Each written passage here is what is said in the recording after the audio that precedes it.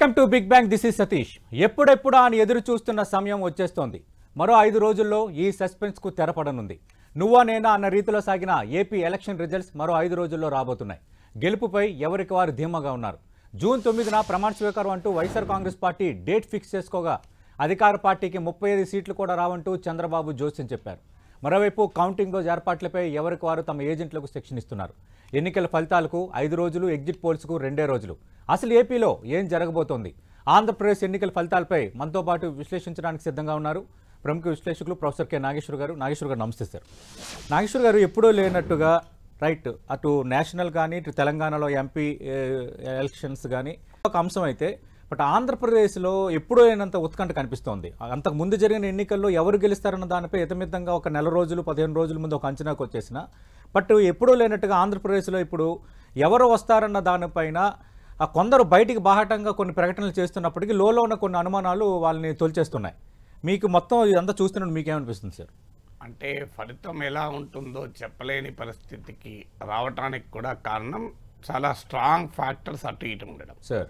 అల్టిమేట్గా అనుకుంటున్నంత నేరోగా ఉంటుంది ఆ కంటెస్ట్, లేదా ఏదో ఒక పార్టీకి క్లారిటీగా మెజారిటీ వస్తుందో చెప్పలేము. ఎందుకంటే మన దేశంలో ఓటు కౌంట్కు సీట్ కన్వర్షన్కు సంబంధం లేదు. ఎందుకంటే మనది first past post electoral system కనుక ఏ కాన్స్టిట్యున్సీకి ఆ కాన్స్టిట్యున్సీలు, ఉదాహరణకు ఒక 30 కాన్స్టిట్యున్సీలో సుమారు 1000 ఓట్ల మేడతో పార్టీ గెలిచింది. ఇంకో కాన్స్టిట్యున్సీలో ఒక్క కాన్స్టిట్యున్సీలో 50,000 మేడతో ఇంకో పార్టీ గెలిచింది అనుకోండి. ఓట్లోమో ఈ రెండవ పార్టీకి ఉంటుంది, సీట్లోమో మొదటి పార్టీకి ఉంటుంది. ఎందుకంటే 30 సీట్లలో 1000 ఓట్లు, 500 ఓట్లు, 1500 ఓట్లతో గెలిచింది. అక్కడ 30 సీట్లు ఆ పార్టీకి వస్తాయి. ఇక్కడ 50,000 మేడతో ఒక్క సీటు గెలుస్తుంది. నెంబర్ ఆఫ్ ఓట్స్ ఈ పార్టీకి వస్తాయి, నెంబర్ ఆఫ్ సీట్స్ ఆ పార్టీకి వస్తాయి.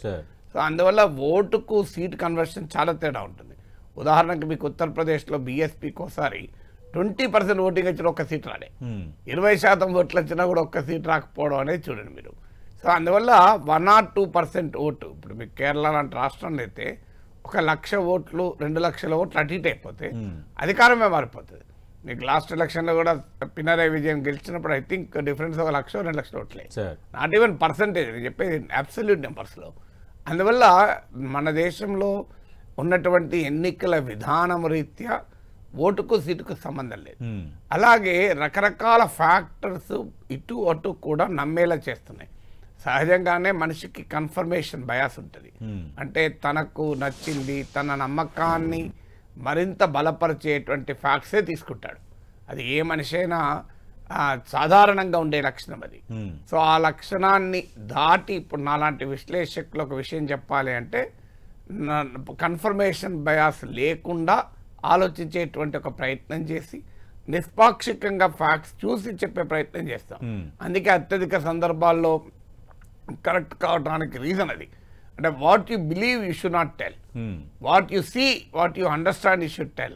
కానీ చాలా మందికి ఉండేటువంటి లక్షణం, అందులో రాజకీయ పార్టీలకు ఉండేది ఏంటంటే వాళ్ళ పొలిటికల్ ఇకో సిస్టమ్ వాళ్ళే వాళ్ళ టచ్లో ఉంటారు. చాలా ఒక్క రాజకీయ పార్టీ కూడా విమర్శకుల దగ్గరకు రానియదు, విమర్శకుల విమర్శలు సహించలేదు. విమర్శకులు కాదు, తమ అభిప్రాయానికి భిన్నమైన అభిప్రాయం చెప్పితే సహించలేని ఒక రాజకీయ సంస్కృతి మన దేశంలో ఉంది. అందువల్ల నిజాలు ఒప్పుకోరు. సో నిజాలు ఒప్పుకోవడానికి రెడీగా ఉండరు. సో అది జరగబోయే నష్టం జరిగిన తర్వాత రియాక్ట్ అవుతారు.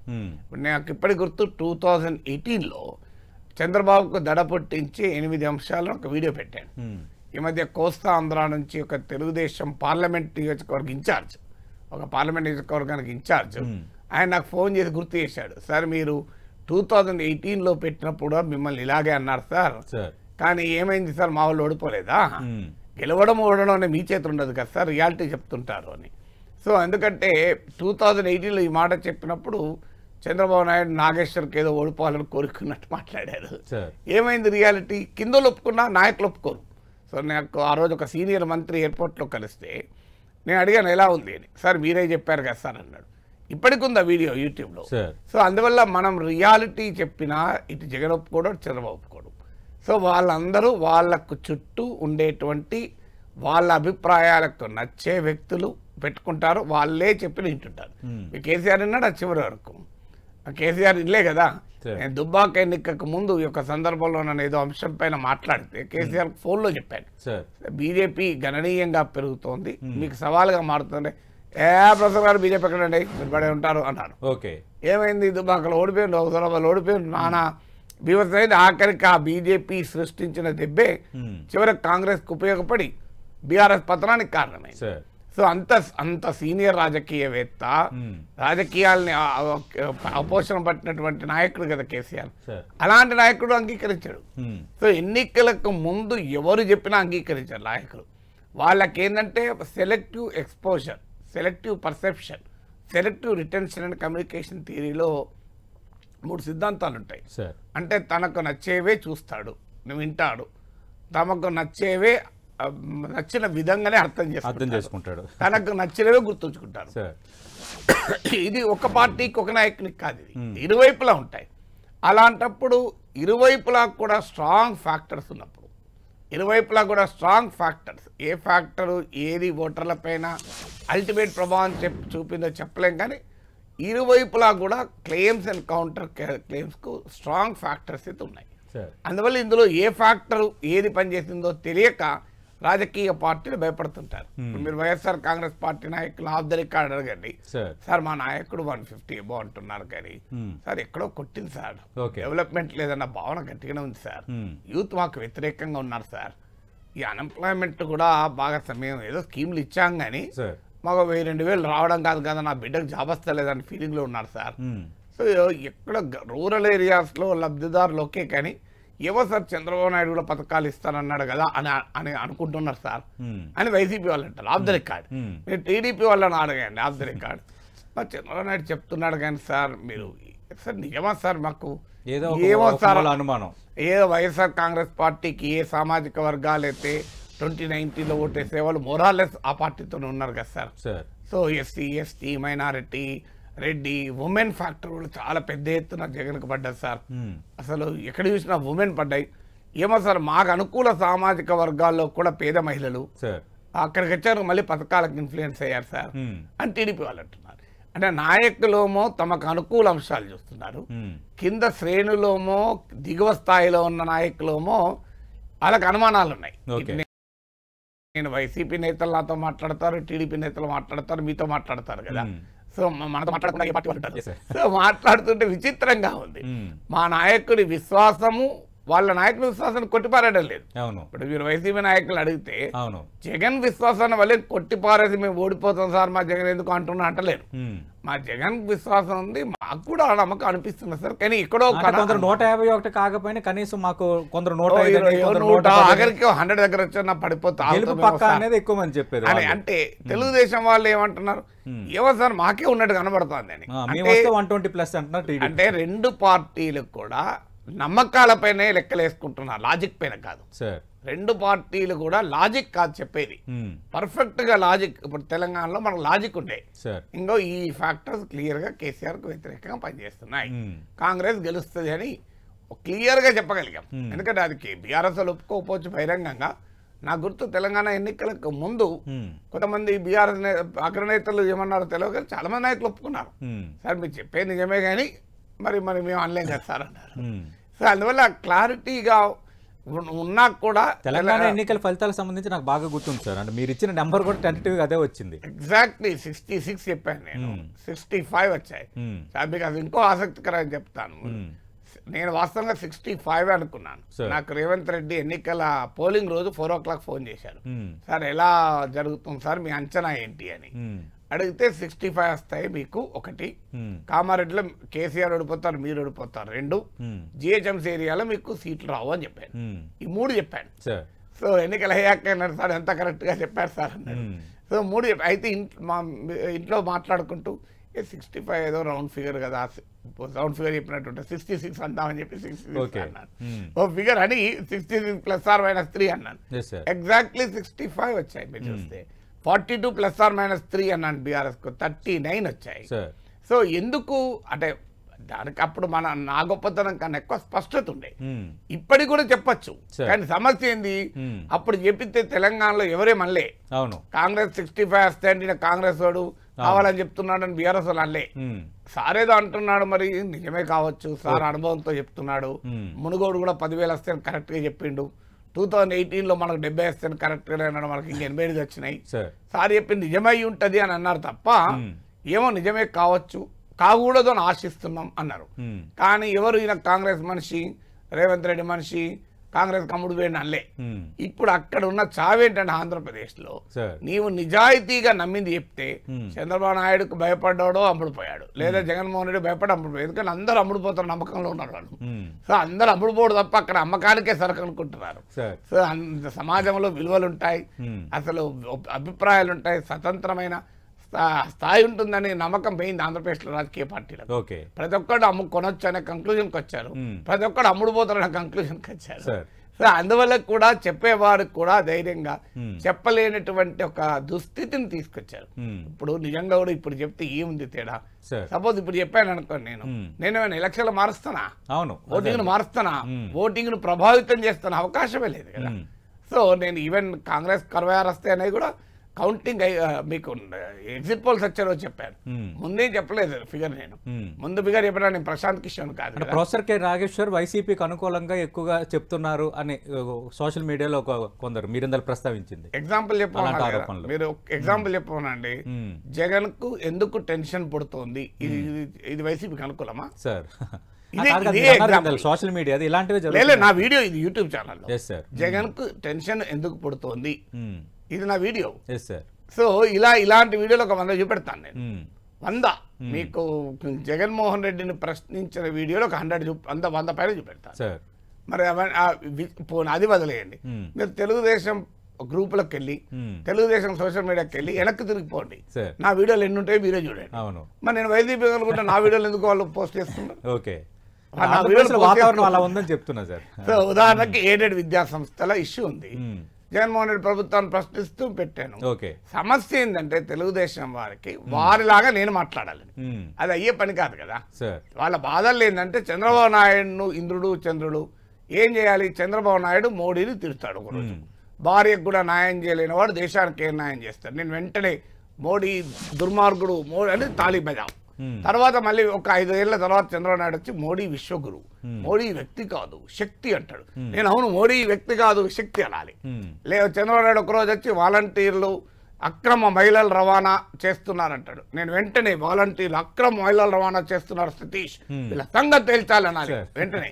మళ్ళీ ఒక నెల తర్వాత చంద్రబాబు నాయుడు వచ్చి వాలంటీర్లరా మీకు 5,000 కాదు నేను 10,000 ఇస్తానంటాడు, నేను వెంటనే వాలంటీర్లు చాలా గొప్పోళ్ళు అనాలి. అరే ఒక్కరోజేమో ఈ చట్టం చాలా గొప్పది, ల్యాండ్ టైటిలింగ్ యాక్ట్ కేశవ అసెంబ్లీలో మాట్లాడింది, ఇది రాజస్థాన్లో ఉంది, ఆస్ట్రేలియాలో ఉంది, ఇది చాలా గొప్ప చట్టం అంటాడు. అప్పుడు నేను వెంటనే ల్యాండ్ టైటిలింగ్ యాక్ట్ చాలా గొప్ప చట్టం సతీష్ అన్నాడు. మళ్ళీ వెంటనే వచ్చి ఈ చట్టం తెచ్చి మీ ఆస్తులు తీసుకెళ్తున్నాడు జగన్ అంటాడు చంద్రబాబు, నేను వెంటనే ఆస్తులు తీసుకెళ్తున్నాడు అన్నాడు.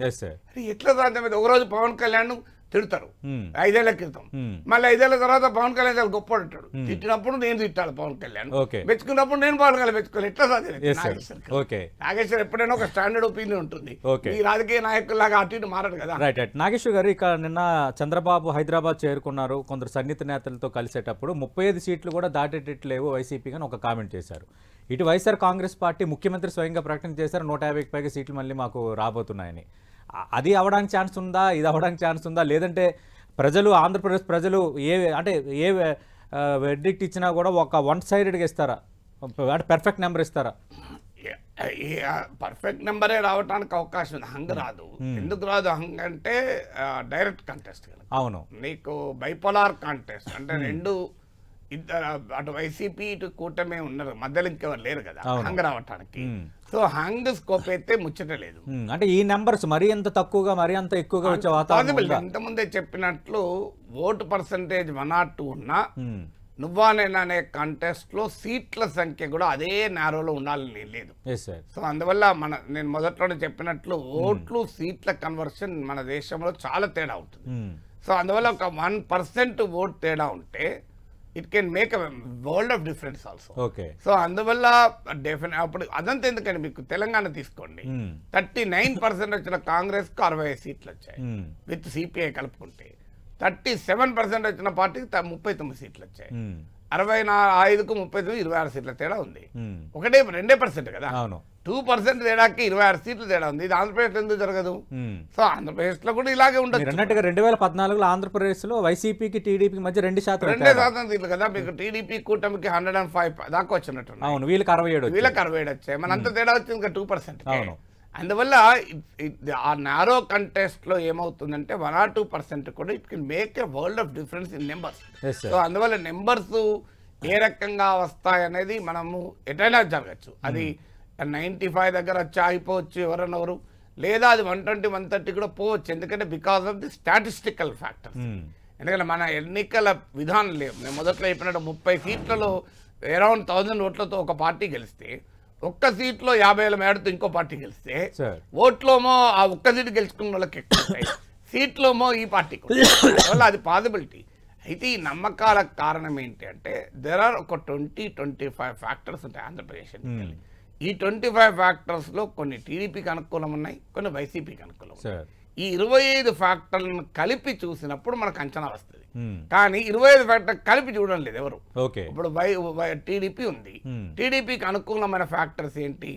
ఒకటి, అభివృద్ధి లేదు అన్న భావన, ఊర్లలో రోడ్లు కూడా లేవు, అభివృద్ధి లేదని. 2, పట్టణ ప్రాంతాల్లో ఉన్న వ్యతిరేకత. 3, అప్పర్ క్లాస్లో ఉన్న వ్యతిరేకత.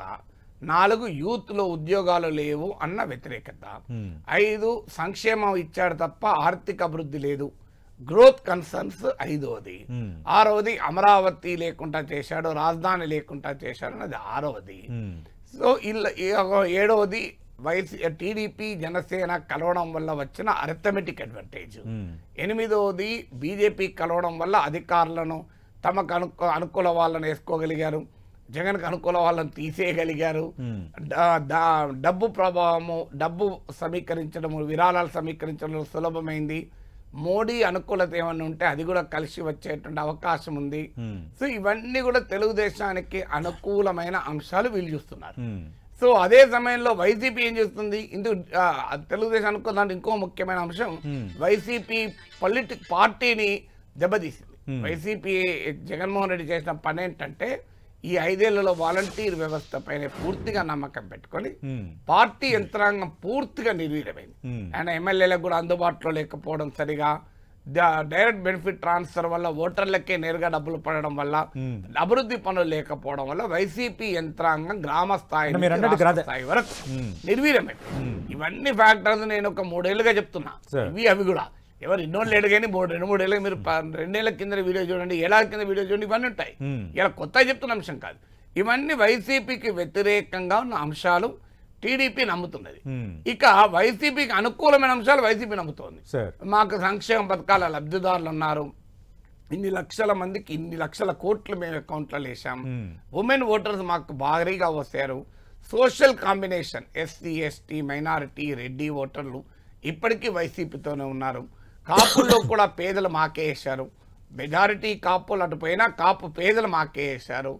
సో ఈ గ్రామీణ ప్రాంతాల్లో మాకు బలంగా ఓటు వేశారు అనే లెక్కలు వైసీపీ వేసుకుంటోంది. సో టీడీపీ లెక్కలు టీడీపీకి ఉన్నాయి. మేము భూమి పైన బాగానే బెదిరించాం జనాన్ని. సో జగన్ వస్తే భూమి పోతుందేమన్న భయం. లోకల్ వైసీపీ నేతలు రకరకాల ఇసుక దందాలు, మద్యం దందాలు, భూ కబ్జాలు వీటితో విసిగిపోయి ఉన్నారు. ఆ లోకల్ ఎమ్మెల్యేల పట్టున వ్యతిరేకత జగన్ కూడా దెబ్బతీస్తుంది. ఇలాంటి ఫ్యాక్టర్స్ అన్ని టీడీపీ నమ్ముతుంది. అదే సమయంలో వైసీపీ ఫ్యాక్టర్స్ చంద్రబాబు నాయుడు పైన నమ్మకం లేదు. చంద్రబాబు నాయుడు ఎన్ని చెప్పినా పథకాలు చెప్పినా జగన్మోహన్ రెడ్డికి ఉన్న క్రెడిబిలిటీ కాన్ఫిడెన్స్ ఉండదు. సో బీజేపీ అంటీ పట్టనట్టుంది, మేనిఫెస్టో కూడా ముట్టుకోలేదు, మోడీ మెచ్చుకోలేదు. సో ఇలా ఎవరికి వారికి ఉన్న అనుకూల అంశాలే తీసుకుంటున్నారు. తీసుకోవడం వల్ల క్లెయిమ్స్ అయిపోయాయి. వీటన్నిటిని కలిపి ఏ ఫ్యాక్టర్ ఎంత మోతాదులో ఏ మేరకు ప్రభావం చూపుతుంది అని లెక్కేసి చెప్పగలగాలి. ఆ లెక్కేసే సాహసం, ఆ లెక్కేసే ఆలోచన ఇటు చేయడం లేదు, అటు చేయడం లేదు. అంటే ఇప్పుడు వీళ్ళు కొన్ని ఇష్యూస్ని స్పెసిఫిక్గా చెప్తున్నారు సార్. మీరు ఇందాక అన్నట్టుగా AP land titling act impact చాలా బలంగా పడింది. లాస్ట్ 7 to 8 డేస్లో ఇది ఒక మేజర్ షిఫ్ట్కి కారణమైందని ఎక్కువ మంది తెలుగుదేశం పార్టీ నేతలు మాకు అనుకూలించే అంశాల్లో అది ప్రముఖంగా చెప్తున్నారు. మీకేమనిపించింది సార్ దానిపైన? అది ఒక సస్టైన్డ్ క్యాంపెయిన్ కాదు. లాస్ట్ 1 వీక్ లోనే క్యాంపెయిన్. అంతకుముందు ఆ చట్టాన్ని టీడీపీ గొప్పగా పొగిడింది. నేను అందుకే చెప్పింది ముందు, కేశవ్ అసెంబ్లీలో పొగిడాడు. చాలా గొప్ప చట్టం, పదం వాడింది ఇదే, చాలా గొప్ప చట్టం అని పొగిడారు. నీతి ఆయోగ్ చట్టం అది. చివరి నిమిషంలో ప్రశాంత్ కిషోర్ ఐడియానో ఎవరి ఐడియానో దాన్ని పట్టుకొచ్చారు. అది ఎంతో కొంత జనాన్ని భయపెట్టిన మాట నిజం. సో దానికి కారణం కూడా ఏంటంటే వైసీపీ స్థానిక నేతల భూకబ్జా ఆరోపణలు కూడా ఉన్నాయి. సో దాంతో లింక్ చేసుకొని ప్రజలు చూసినప్పుడు ప్రజల్లో ఆ భయం పెరిగింది. కేవలం ఆన్ పేపరు టీడీపీ ప్రచారంతో పెరగలే. స్థానికంగా వైసీపీ నేతల అగడాలు ఉన్న చోట ప్రజలు ఆ లోకల్ వైసీపీ లీడర్ భూకబ్జాలను ఈ టైటిలింగ్ యాక్ట్ పైన అనుమానాలు ఈ రెండు మ్యాచ్ చేసుకొని భయపడ్డ మాట నిజం. కానీ అది వైసీపీ వ్యతిరేక వర్గాలలోనే భయాన్ని పెంచిందా, జగన్ అనుకూల వర్గాలు కూడా నమ్మాయా? అది క్లారిటీగా మనకు అర్థం కావాలి. జగన్ అనుకూల వర్గాలు లేదా తటస్థ ఓటర్లు నమ్మితే దెబ్బ తగులుతుంది. లేదు అది జనం ఆల్రెడీ జగన్ వ్యతిరేకించే వాళ్ళు ఇంకొద్దిగా వ్యతిరేకించడానికి ఉపయోగపడింది అనుకోండి, అది దానివల్ల ప్రయోజనం ఉండదు. అది సస్టైన్డ్ క్యాంపెయిన్ అయి ఉంటే మనకు ఇంకా ఎక్కువ ఇంపాక్ట్ ఉండేది. చివరి 1 వీక్లో అదొక ఎలక్టోరల్ అంశంగా తీసుకొచ్చారు. వైసీపీ నిజంగా చెప్పాలంటే దాన్ని ఎఫెక్టివ్గా కౌంటర్ చేయలే, అసలు చేసే అవకాశం ఉండి కూడా చేయలే. మీకు ఉదాహరణకు దీన్ని టీడీపీఏ పెట్టింది. ఇది మోడీ చట్టం, మోడీని దీన్ని రద్దు చేయమంటాడా అని జగన్ అడిగాడా? ఎందుకంటే మోడీని అడగలేని ఒక నిస్సహాయత కూడా వైసీపీకి ఉంది.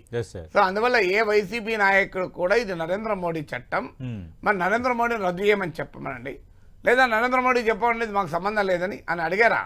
నాలాంటి వాడు అడిగాడు కానీ వైసీపీ అడగలే. కారణం ఏంటంటే మళ్ళీ బీజేపీని అడగలేని నిస్సహాయత. సో అందువల్ల ఆ చట్టం నిజంగానే జనం నమ్మితే జగన్కు నష్టం జరగడం ఖాయం. అది నమ్మారా లేదా? నమ్మితే ఏ వర్గం నమ్మింది? ఆల్రెడీ నిన్ను నమ్మే వాళ్ళు మళ్ళీ నమ్మారు, ఏం లాభం? సరైన స్థితిలో కౌంటర్ అయితే చేయలేదని వైఎస్ఆర్ కాంగ్రెస్ పార్టీలో కూడా మెజార్టీ అభిప్రాయం ఉంది. నిజమే అది కదా సార్. అప్పటికే జగన్మోహన్ రెడ్డిలో అలసట కనబడ్డది. మీరు గమనిస్తే వైసీపీ కోమో ఒక్క జగనే క్యాంపెయినర్, టీడీపీ కోమో చంద్రబాబు నాయుడు, లోకేష్, పవన్ కళ్యాణ్, మోడీ, అమిత్ షా, ఇంతమంది క్యాంపెయినర్. ఇంకొక ముఖ్యమైన విషయం ఏంటంటే ఎప్పుడు కూడా ఫస్ట్ బ్యాటింగ్ చేసిన వాళ్ళకన్నా ఫాలో ఆన్ అయిన వాళ్ళు ఎక్కువ కసితో ఆడతారు. ఎందుకంటే టీడీపీ ఏమో కసితో ఉంది, మీకు వైసీపీ కార్యకర్తల్లో శ్రేణుల్లో ఆ కసి కనిపించలే. అంటే ఎప్పుడు కూడా ఓడించాలి అనే కసి ఎక్కువ ఉంటుంది గెలిపించాలనే కసి కన్నా. నెగటివ్ కసి ఎప్పుడు కూడా ఎక్కువ ఉంటుంది పాజిటివ్ కసి కన్నా. సో టీడీపీ పార్టీ యంత్రాంగం వైసీపీ పార్టీ యంత్రాంగం నిర్వీర్యం చేసుకోవడం వల్ల దిగువ స్థాయి వరకు పనులు లేవు కనుక డబ్బులు లేవు, డైరెక్ట్ బెనిఫిట్ ట్రాన్స్ఫర్ లో ప్రజలు మా దగ్గర రావడం లేదు. సో ప్రజలకు అవసరమైతే సచివాలయానికి పోతున్నారు, అకౌంట్ లో డబ్బులు పడుతున్నాయి. సో ఇక స్థానిక వైసీపీ నేత అవసరమే ప్రజలు లేకుండా పోయింది. మీరు ఒక రకంగా మంచి పద్ధతి అయినా పార్టీ పరంగా ప్రజలకు ఉపయోగం, కానీ పార్టీకి నష్టం. ప్రజలకు డెఫినెట్ గా ఉపయోగం, ఎందుకంటే మిడిల్ మెన్ లేకుండా ఉంటారు. ఈ రాజకీయ యంత్రాంగం పైన ఆధారపడడం ప్రజలకు ఉండదు, ప్రజలు ఎంపవర్ అవుతారు, కానీ పార్టీ డిసెంపవర్ అవుతుంది. ఎందుకంటే అల్టిమేట్ గా ప్రజల్ని పోలింగ్ బూత్ తీసుకురావాల్సింది పార్టీ కదా. పార్టీ కార్యకర్తలు, శ్రేణులు ఒక రాజకీయ వ్యవస్థలో కీలకం. ప్రజల్ని జగన్ ఎంపవర్ చేస్తున్నాను నేను అనుకున్నాడు. సో నాకు ప్రజలే నేరుగా కాంటాక్ట్ వీళ్ళపైన ఎందుకు ఆధారపడాలని ప్రాసెస్ లో పార్టీని డిసెంపవర్ చేసి, సో పార్టీని డిసెంపవర్ చేసినా కూడా గ్రామాల్లో ఒక వర్గం టీడీపీ ఉంటే ఒక వర్గం వైసీపీ ఉంటుంది. అవునన్నా లేకున్నా అలిగినా గులిగినా ఉండాల్సిందే. సో అలా వైసీపీతో రిటైన్ అయ్యింది ఆ వర్గం. కానీ ఆ టీడీపీ జనసేనలో ఉన్నంత కసి మీకు వైసీపీలో కనబడలే. ఆ కసితో పనిచేయడం వల్ల కూడా మనకు కూటమి అనుకూలంగా ఉందన్న ఒక రాజకీయ వాతావరణం కలగటానికి కూడా కారణం అది. ఎందుకంటే వారేమో కసితో పనిచేశారు, వీళ్ళలో ఆ కసి లేదు, కొంత సైలెంట్ యాక్టివిటీ లాగా రిలేటివ్లీ కనబడ్డది. సో 2019లో వైసీపీ నేతలు కార్యకర్తలు ఎంత కసిగా పనిచేస్తారో 2024లో పనిచేయలే. సో అందువల్ల అయితే అల్టిమేట్ గా జగన్ నమ్మకం ఏంటి? ఎవరు కసితో పనిచేసినా పని చేయకపోయినా పోలింగ్ బూత్ లో బటన్ నొక్కేది నా లబ్ధిదారుడు. సో నా పెన్షన్ పడ్డవాడు నాకే నొక్కుతాడు, నా వాహన మిత్ర పడ్డవాడు నాకే నొక్కుతాడు, నా ఆరోగ్యశ్రీలో లబ్ధి పొందినవాడు నాకే నొక్కుతాడు, నా తల్లి దీవెనలో లాభపడ్డవాడు నాకే నొక్కుతాడు, నా కాపు నేస్తంలో లాభపడ్డవాడు నాకే నొక్కుతాడు, నా రైతు భరోసాలో లాభపడ్డవాడు నాకే నొక్కుతాడు, నా కళ్యాణ లక్ష్మి షాదీ ముబారక్ లో లాభపడ్డవాడు నాకే నొక్కుతాడు అని ఆయన నమ్మకంలో ఉన్నాడు. సో అది నొక్కుతాడా నొక్కడా మనం 4 తరగతి తెలుస్తుంది. రైట్. అంటే ఓటింగ్ శాతం బాగా పోలైంది, ఒక ప్రభుత్వం పైన వ్యతిరేకత ఉన్నప్పుడే ప్రజలు కసితో ఓటేసినప్పుడు ఇంత పర్సెంటేజ్ పెరుగుతుందని కొందరు కొన్ని లెక్కలు చెప్తున్నారు. దాన్ని మనం నమ్మొచ్చా? నిజంగా పెరిగిన ఓటింగ్ శాతం అనేది ప్రభుత్వ వ్యతిరేక ఓటుగా చూడాలా, లేదంటే ప్రభుత్వ అనుకూల ఓటు కూడా చూడొచ్చా? ఇప్పుడు నాగేశ్వర్ చెప్తే తెలుగుదేశం వాళ్ళు మళ్ళీ చిరెత్తుకలేస్తారు ఇప్పుడు. కానీ ప్రశాంత్ కిషోర్ చెప్పాడు. ప్రశాంత్ కిషోర్ ఇప్పుడు తెలుగుదేశానికి ఆరాధ్య దైవం కదా సార్. నిన్న మొన్నటి దాకా తెలుగుదేశం అనుకూల యాంకర్లు, మీడియా, ప్రశాంత్ కిషోర్ దేశద్రోహి, అసలు ప్రజాద్రోహి, సమాజ కంటకుడు, చీడపురుగు అని చెప్పారు ప్రశాంత్ కిషోర్ జగన్ వైపు ఉన్నప్పుడు. ఇప్పుడు సడన్ గా ప్రశాంత్ కిషోర్ ఒక అవతార పురుషుడు, ప్రశాంత్ కిషోర్ అంత విజ్ఞానవంతుడు, ప్రశాంత్ కిషోర్ అంత రాజకీయ పండితుడు ఎవరు లేరని ఇప్పుడు చెప్తున్నారు. అది కానీ నేను అందుకే ప్రశాంత్ కిషోర్ చెప్పింది చెప్తున్నా. ప్రశాంత్ కిషోర్ చాలా స్పష్టంగా ప్రతి ఇంటర్వ్యూలో, మీకు ఉదాహరణకు కరణ్ తాపర్కి ఇంటర్వ్యూ చూడండి, ప్రతి ఇంటర్వ్యూలో రిపీటెడ్ గా ప్రశాంత్ కిషోర్ చెప్తున్నాడు. నాగేశ్వర్ 2 ఏళ్ల నుంచి 3 ఏళ్ళు కాదు 5 ఏళ్ళ నుంచి చెప్తున్నది అని చెప్పాడు.